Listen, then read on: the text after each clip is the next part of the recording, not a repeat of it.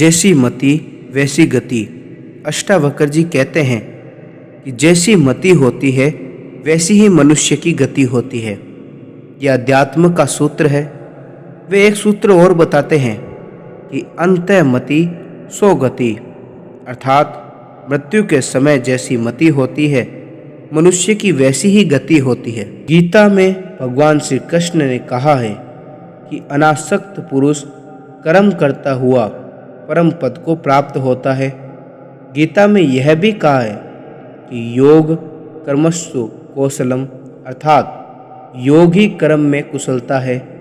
जो योग में स्थित होकर अर्थात स्थित प्रज्ञ होकर कर्म करता है वह भी मुक्ति का अधिकारी है। भगवान श्री कृष्ण के श्रीमुख से निसृत उपयुक्त सूत्रों से सिद्ध होता है कि कर्म बंधन नहीं है, प्रत्युत उसके प्रति जो आसक्ति है, जो राग है, वही बंधन है। पर बंधन के भय से कर्म छोड़ देना पाप है। अतः पाप पुण्य कर्म में नहीं, आसक्ति में है। आसक्ति राग द्वेष ईर्ष्या बदला लेने की भावना से युक्त जो कर्म किए जाते हैं वे ही बंधन बनते हैं। कर्म का कारण शरीर नहीं है, मन है।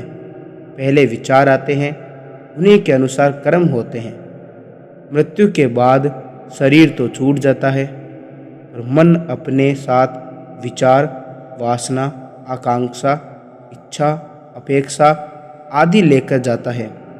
उपनिषद के अनुसार भी मन ही बंधन है और मुक्ति का कारण भी। मन में जैसी भावना होती है वैसी ही मनुष्य की गति होती है। पाप पुण्य का फल न कर्म में होता है और न उसके फल में, प्रत्युत कर्ता की भावना में होता है।